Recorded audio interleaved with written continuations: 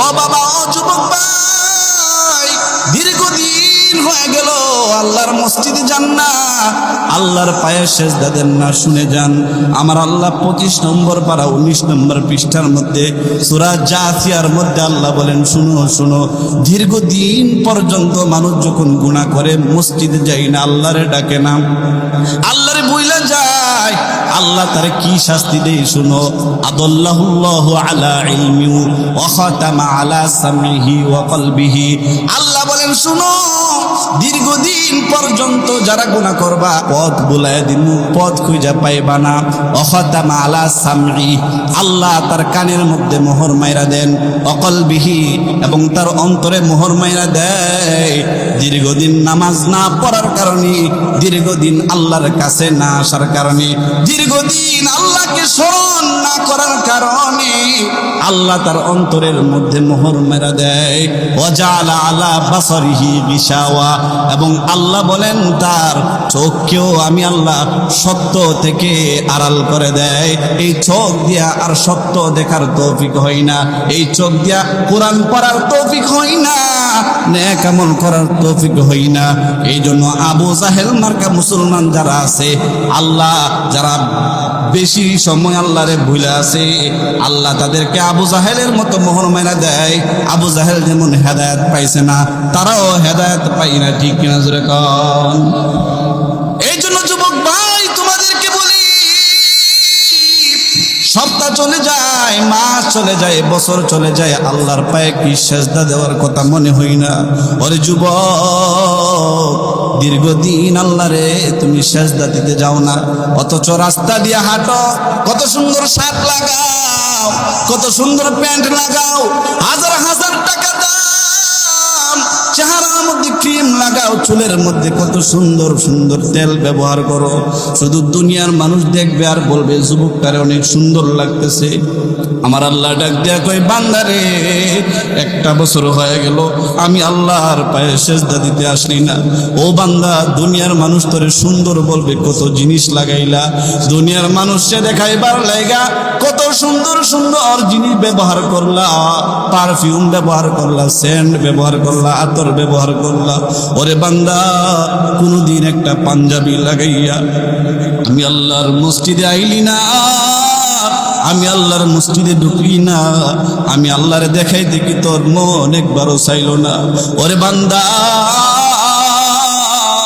দুনিয়ার মানুষকে দেখানোর জন্য কত কিছু করলা, কত টাকা খরচ করলা, আমি আল্লাহর জন্য একটা পাঞ্জাবি পর্যন্ত বানাইতে পারলা না, একটা টুপি তোমার মাথায় দিতে পারলা না।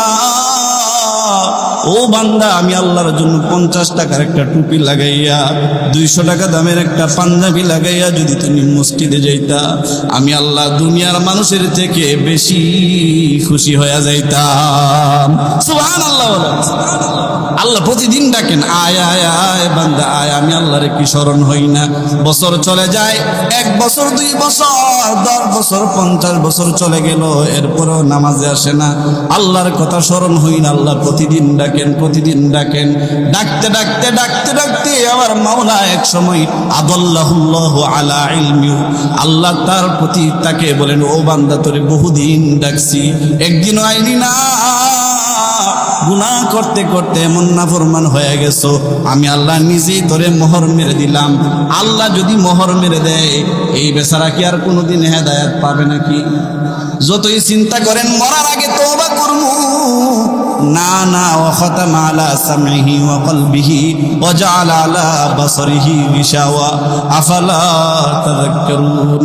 আল্লাহ কত সুন্দর করে মায়ার কণ্ঠে ডাকে, বান্দা আফালা তাযাক্কারুন, বান্দারে এখনো কি তোদের আমি আল্লাহর স্মরণ করার সময় হই নাই? রহমতের নবী দিলাম, আমি আল্লাহ ঈমান দান করলাম। ও বান্দা, কোনদিন আমি আল্লাহর কাছে চাও নাই, ও গো আল্লাহ আমার শেষ নবীর উম্মত বানায় পাঠাইও, আমারে তুমি মানুষ বানায় পাঠাইও। ও বান্দা, কোনদিন আমি আল্লাহর কাছে বলো নাই, বিনা দরখাস্তে শেষ নবীর উম্মত বানাইলাম, আবার মানুষ বানাইলাম, আবার তোমাদেরকে শুধু মানুষ বানাইলেই হবে না, তোমাদেরকে মুসলমান বানাইলাম। আব্দুর রহমানের ঘরে দিয়া সকিনা, জরিনা, আব্দুল করিম আব্দুল গফফারদের মতো সাধারণ মুসলমানের ঘরে মুসলমান বানাইয়া তোদেরকে আমি আল্লাহ ধন্য করলাম। ও বান্দা, এরপরেও আমি আল্লাহর কুদরতি পায়ে সেজদা দেওয়ার জন্য আসলি না। তোদেরকে এত রহমতের নবী দিলাম, যে রহমতের নবীকে পাওয়ার জন্য অন্য জামানার নবীরা পর্যন্ত আফসোস করছে, মালিক আতাজালুনি উম্মাতা মুহাম্মাদিন, ওরে আল্লাহ আমাকে কি শেষ নবীর উম্মত বানায়া পাঠানো যায় নাকি? লাম ইয়াতাকাব্বালিল্লাহু তাআলা দুআআহুম ইল্লা দুআ ঈসা রূহিল্লাহ। আল্লাহ তাআলা কোন পয়গম্বরের দোয়া দরখাস্ত মঞ্জুর করলেন না, তবে ঈসা পয়গম্বরের দরখাস্ত আল্লাহ মঞ্জুর করলেন। ঈসা আলাইহিস সালামকে আল্লাহ শেষ জামানার নবীর জামানায় আল্লাহ তাআলা নবীর উম্মত বানায়া কিয়ামতের আগে পাঠাইবেন। সুবহানাল্লাহ। ওই নবী পাইছেন। একদিন কি গভীর রাতে নবীর কথা মনে পড়ে না? যেই নবী আপনার জন্য হাসরের মাঠে কাঁদবেন, হাসরের মাঠে যখন আল্লাহ তাআলা সব নবীদেরকে উঠাইবেন, সবার আগে আমার নবী উঠবে। আল্লাহর নবী উঠার পরে আল্লাহর নবী সাল্লাল্লাহু আলাইহি ওয়াসাল্লামকে আল্লাহ তাআলা দুনিয়াতে একটা জায়গা, একটা সিংহাসনের ঘোষণা দিয়েছেন। আসা আইয়াবাতাকা রব্বুকা মাকামান মাহমুদা, ওগো নবী আপনাকে আমি একটা মাকামে মাহমুদ দান করব। আল্লাহর নবী কবর থেকে ওঠার পরে, রওজা থেকে ওঠার পরে মাকামে মাহমুদ তালাশ করতে থাকবে। যে মাকামে মাহমুদে আল্লাহর নবী আল্লাহর প্রশংসা করবেন। আল্লাহর প্রশংসা গাইতে গাইতে আল্লাহর নবী খুশি করে ফেলবেন। এমন খুশি করবেন, আল্লাহ তাআলা আমাদের প্রতি এমন নারাজ থাকবেন, আল্লাহ আমাদের দিকে তাকাবেন না, কথা বলবেন না। আল্লাহ বলবেন, আমার এই নাফরমানরা দীর্ঘদিন পর্যন্ত তাদেরকে ডাকছিলাম, মসজিদে আসে নাই, দিনই কাজে আসে নাই, আমি আল্লাহ তাদের প্রতি এত নারাজ হয়েছি, তাদের দিকে আমি তাকাবো না, তাদের সাথে আমার কোনো কথা নাই। এই পরিস্থিতিতে আমার নবী আল্লাহর কুদরতি পায়ে সেজদা দিয়া আল্লাহকে খুশি করে ফেলবে। উম্মতেরা দৌড়ায় যাবে আদম নবীর কাছে, গিয়ে বলবে, নবী আদম, কি যে করুণ অবস্থা, সূর্যটা মাথার কাছে চলে আসছে, আপনার কাছে আবদার করি, আপনি তো আল্লাহর নিজের হাতে বানানো নবী। ওগো আদম পয়গম্বর, আনতা আবুল বাশার, আপনি সব মানুষের বাবা, আল্লাহর কাছে বলেন না আল্লাহ যেন আমাদেরকে মাফ করে দেয়। আদম নবী বলবেন, ও উম্মতেরা, দুনিয়ার মানুষেরা, ও আমার সন্তানেরা, আল্লাহর সাথে আজকে কথা বলার মতো সাহস আমার নাই। যাও আমার পরের নবী নূহের কাছে যাও। নূহ বড় জলিলে কদর বড় একজন নবী ছিল, তার কাছে যাও। মানুষেরা দৌড়ায় নূহ পয়গম্বরের কাছে যাবে। ও নূহ পয়গম্বর, আপনি তো ছিলেন সানি আবুল বাশার, আপনি আল্লাহর ভয়ে বেশি কাঁদতেন, এই জন্য আল্লাহ আপনার নাম দিছে নূহ। নূহ মানে কান্দুন্না নবী। আল্লাহ উনারে ভালোবাসা নূহ ডাকতেন, কান্দুরা নবী ডাকতেন, বড় ভালোবাসতেন। মানুষেরা দৌড়ায় গিয়া নূহ নবীর কাছে বলবে, নূহ পয়গম্বর আপনি একটু সুপারিশ করেন না। নূহ পয়গম্বর বলবেন, না না, আমার পক্ষেও তোমাদেরকে সুপারিশ করা সম্ভব না। আমার পরের নবী ইব্রাহিমের কাছে যাও। মিল্লাত আবিকুম ইব্রাহিম, তোমাদের জাতির পিতা ইব্রাহিমের কাছে যাও, তিনি তোমাদেরকে সুপারিশ করার অধিকার রাখেন। মানুষেরা দৌড়ায় ইব্রাহিম নবীর কাছে যাবে। ইব্রাহিম নবী বলবেন, আমারও আজকের কোনো ক্ষমতা নাই আল্লাহর সাথে কথা বলার, তবে যাও আমার পরে একজন জলিলে কদর নবী আছে, যার নাম মুসা, যিনি সরাসরি দুনিয়াতে আল্লাহর সাথে কথা বলতেন, মুসার কাছে যাও। ওয়াকাল্লামাল্লাহু মুসা তাকলিমা, আল্লাহ বলেন মুসা আমার সাথে কথা বলতো, আমি মুসার সাথে কথা বলতাম। মানুষেরা দৌড়ে মুসার কাছে যাবে, এমন একটা পরিস্থিতি হবে, মুসা পয়গম্বর থরথর করে কাঁপবেন আর বলবেন, না আজকে আল্লাহ জি রাগ করছে, আল্লাহর সাথে কথা বলার সাহস আমি মুসার নাই। যাও যাও, আমি একটা ঠিকানা বলি, যে ঠিকানায় গেলে তোমরা কোনো উপায় খুঁজে পাইতে পারো। মানুষদেরকে ঠিকানায় দেখায় দিবে। শেষ নবীর আগের নবী ঈসা পয়গম্বরের কাছে যাও, যে ঈসাকে আল্লাহ তাআলা বাবা সারা শুধু মার মাধ্যমে দুনিয়াতে পাঠাইছিলেন। ঈসারে আল্লাহ বড় ভালোবাসতেন। মানুষেরা দৌড়ায় ঈসা নবীর কাছে যাবে, আর গিয়ে বলবে, নবী ঈসা একটু দেখেন না, সুপারিশ করতে পারেন কিনা। ঈসা নবী বলবেন না। ও মুবাশশিরাম বিরাসূলি ইয়াতি মিন বাদি ইসমুহু আহমদ, আমি তোমাদেরকে সুসংবাদ দিতে পারি আমার পরে একজন নবী যার নাম আহমদ, যার নাম মুহাম্মদ। তিনি ওই যে মাকামে মাহমুদে সিজদায় পড়ে পড়ে আল্লাহর সাথে কথা বলতেছে। আজকে এই ময়দানে সেই নবী ছাড়া আল্লাহর সাথে কথা বলার আর কারো কোনো সাহস নেই। মানুষেরা দৌড়ায় যাবে, দলে দলে গিয়ে দেখবেন আমার নবী কুদরতি আসরটা দিয়া আল্লাহর কাছে ভিক্ষা চাবে। আল্লাহ রব্বি হাবিলি উম্মতি, রব্বি হাবিলি উম্মতি। ওই দিনও মানুষ আমার নবীর মুজিজা দেখবে, আমার নবীজির রহমত। ওই দিনও মানুষগুলা দেখবে আমার নবী আসলটা দিয়ে আল্লাহর দিকে তাকায় বলবে, মালিক ওগো আল্লাহ, উম্মতের করুণ অবস্থা, রব্বি হাবিলি, আল্লাহ আপনি আমারে দান করেন, উম্মতি আমার উম্মত দান করেন। ওগো আল্লাহ আমার উম্মতদেরকে আমারে দেন, আমি আমার ইচ্ছা মতো আমার উম্মতদেরকে জান্নাতে পাঠাই, আমার উম্মতদেরকে জান্নাতে পাঠাই। এমন সময় আমার আল্লাহ বলবেন, নবী ওগো নবীজি,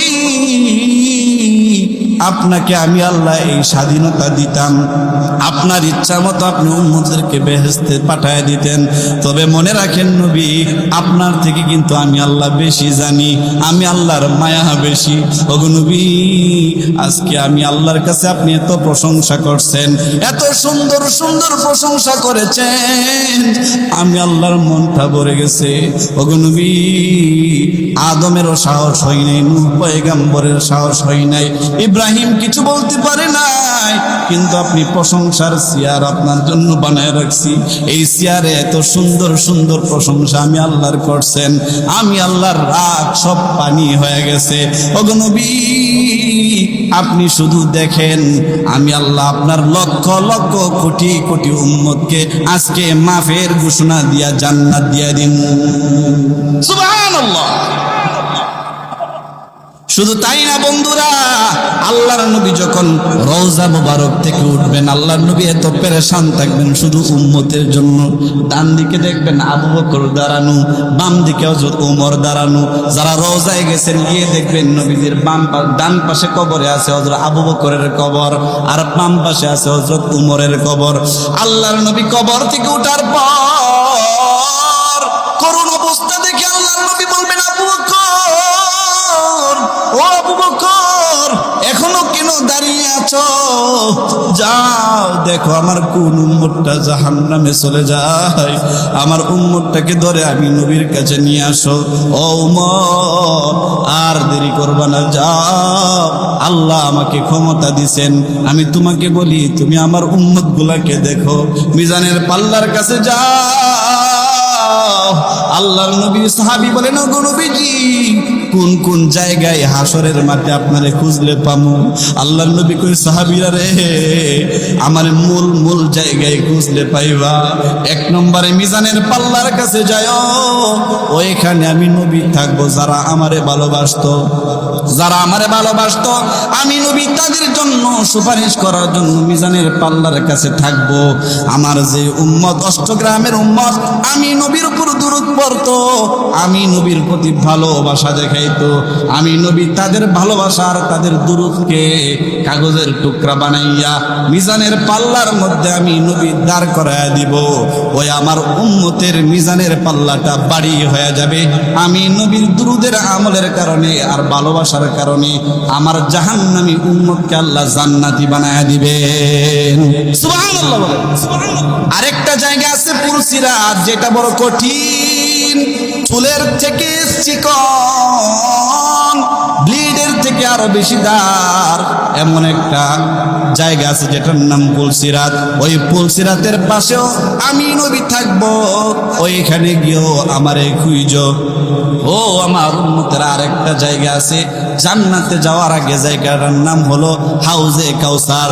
হাউজে কাউসারের পানি পান করাইয়া আমি আমার উম্মতদেরকে ধন্য করব। 1000 বছর চলে যাবে, আমার উম্মতের হাউজে কাউসারের পানি পান করার কারণে বিন্দু মাত্র পিপাসা লাগবে না। সুবহানাল্লাহ। ওই নবী যাকে ভালোবাসলে জান্নাতে যাওয়া সহজ, যার নামে দুরূদ পড়লে জান্নাতে যাওয়া সহজ, ওই নবীকে আমরা ভালোবাসতে রাজি আছি? নবীজির উপর দুরূদ পড়তে রাজি আছি? একবার যদি দুরূদ পড়ি, আল্লাহ তাআলা আমাদের উপর কমপক্ষে 10 বার রহমত নাযিল করেন। কয়বার? ওই নবীকে অপমান করে বাংলাদেশে এমন লোক আসেননি কয়েকদিন আগে?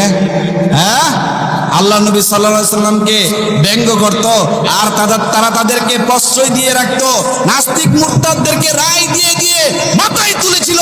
তারা সব সময় আমাদের নবীজিকে নিয়ে ব্যঙ্গ করত। আমরা হেফাজতে ইসলাম উলামায়ে কেরাম যখন তাদেরকে শাপলা চত্বরে তাদের বিচারের জন্য গিয়েছিলাম, তারা আমাদেরকে তাসবিহ পড়ারত অবস্থায়, তাহাজ্জুদরত অবস্থায়, নামাজ পড়া অবস্থায়, জিকির করা অবস্থায় আমাদেরকে পাখির মতো গুলি করে মেরেছিল। ঠিক কিনা বলেন? আল্লাহ তাআলা তাদেরকে এমন বিচার করেছেন, মাত্র আধা ঘন্টার ভিতরে, জোহরের আগেও আমরা টের পাই নাই তাদের এভাবে পতন হবে। আল্লাহ দেখায় দিলেন নমরুদের মতন, ফেরাউনের মতন মুহূর্তের মধ্যে নবীর দুশমনদেরকে আমি আল্লাহ পতন করতে পারি। ঠিক কিনা জোরে বলেন? যারা ভবিষ্যতে আসবেন, মনে রাখবেন, আল্লাহর জমিনে আল্লাহর নবীর বিরোধিতা করলে আল্লাহ তাআলা তার বিরুদ্ধে সরাসরি অ্যাকশন নেন। ঠিক কিনা জোরে বলেন? যেমন তাব্বাত ইয়াদা আবি লাহাবি ওয়া তাব, আল্লাহ তাআলা নবীর দুশমনি করার কারণে আবু জাহেলের বিরুদ্ধে আল্লাহ আয়াত নাযিল করে নাই। আল্লাহ অন্যান্য কাফেরদের বিরুদ্ধে আয়াত নাযিল করে নাই, কিন্তু নবীর আপন চাচা আবু লাহাব নবীর বিরোধিতা করছে, এমন বিরোধিতা করছে, আল্লাহর নবী ধ্বংস হোক এই দোয়া করছে। আল্লাহ কয়, আমার নবী ধ্বংস হইতো না, তুই তো আমার বিরোধিতা করলে তুই মাপ পাইতি, আমার নবীর বিরোধিতা করার কারণে আমি আল্লাহ কিয়ামত পর্যন্ত তোকে বদদুয়া দিলাম। তাব্বাত ইয়াদা আবি লাহাব, আবুল লাহাব ধ্বংস হোক, তার বংশের সবাই ধ্বংস হোক। এই জন্য কিয়ামতের আগ পর্যন্ত যারাই পৃথিবীতে আমার নবীর বিরোধিতা করবে, নবীর রহমতকে অস্বীকার করবে, আল্লাহ তাদেরকে ধ্বংস করবেন। ঠিক কিনা জোরে বলেন? আমরা নবীর পক্ষে না বিপক্ষে? কে কে পক্ষে আছে দুইটা হাত তুলি। নারে তাকবীর, নারে তাকবীর। কোরআন সুন্নাহর আলো, আল হাদিসের আলো, আল কোরআনের আলো, নারে তাকবীর। আল্লাহ তাআলা এই মাহফিলকে কবুল করুক। আমাদের সবাইকে যে কথাগুলো শুনেছি, শুনবো, এই কথাগুলোর উপর আমল করার তৌফিক দান করুক। সবাই বলে আমিন। ওয়া আখিরু দাওয়ানা আলহামদুলিল্লাহি রাব্বিল আলামিন। আলহামদুলিল্লাহ, সুম্মা আলহামদুলিল্লাহ। ফজলকে অসংখ্য ধন্যবাদ আমাদেরকে সুন্দর তাফসীর উপহার দেওয়ার জন্য। এই পর্যায়ে আপনাদের সামনে সিলেট থেকে